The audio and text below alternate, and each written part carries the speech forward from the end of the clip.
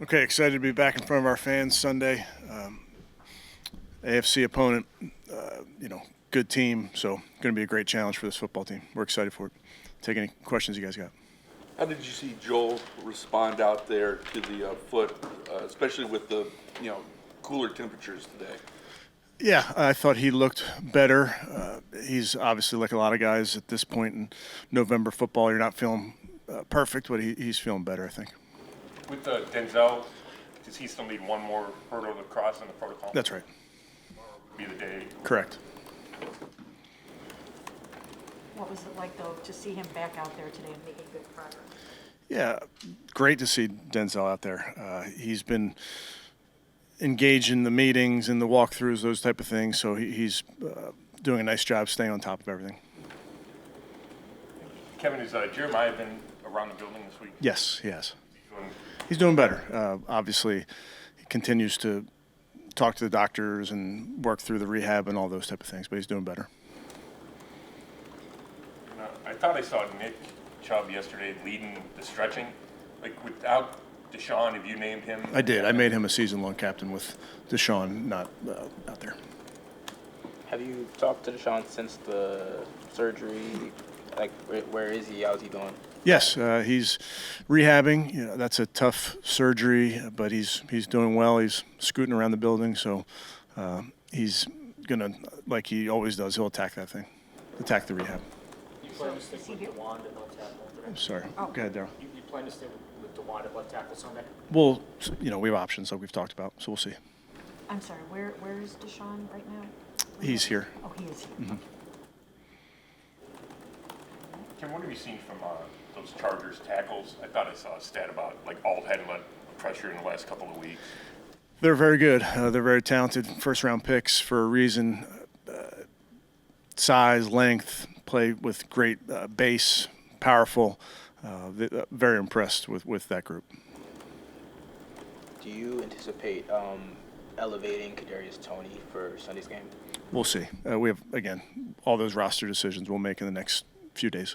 I know we've talked about this a little bit before, but the fact that these guys are only holding teams to 13 points and they held Kansas City to only 17.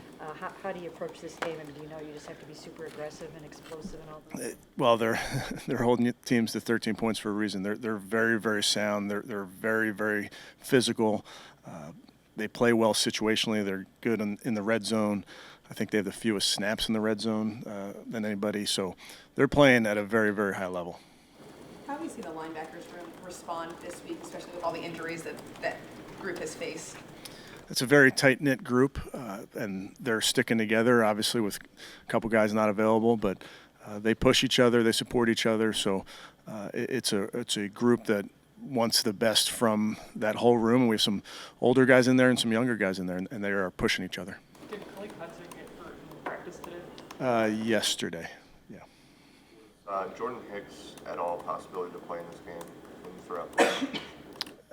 I'd say with him, it's a day-to-day injury, so just kind of checking in each day, seeing how he's feeling. Has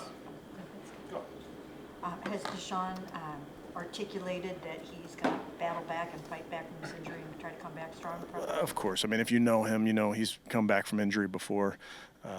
So that's how he's wired. He's going to work very hard, but that's early on in those surgeries, it's tough because you gotta wait till you can really do anything.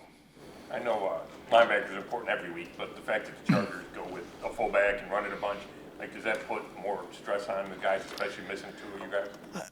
Obviously, you miss players when you don't have them in there, but it's important that we play sound defense from the defensive line to the linebackers to the defensive backs. This is a very good offensive unit. Like you mentioned, they play very physical. There's play action, there's the run game, there's screens off of it. So it's a difficult offense to defend.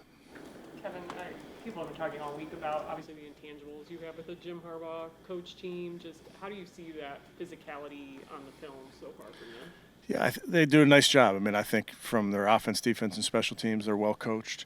They use a fullback as defensive tackle who plays both ways for them. That's something that you've seen from Baltimore over the years. So they can play the guard, pull, power, run game, obviously. But they have a variety of of runs to their system. So it's not like they just do one thing.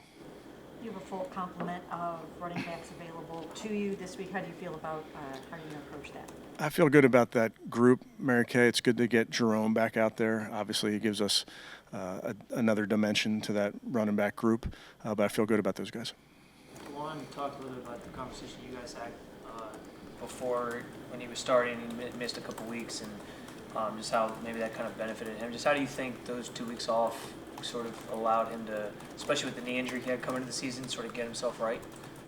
Yeah, I think with young players, you're always looking to improve and get better. Sometimes it's you improve when you're playing. Sometimes you improve when you take a week off for whatever the reason is, or maybe you're out due to injury. So I just think he's using every rep every day to just try and get better. Good. Okay, thanks, guys.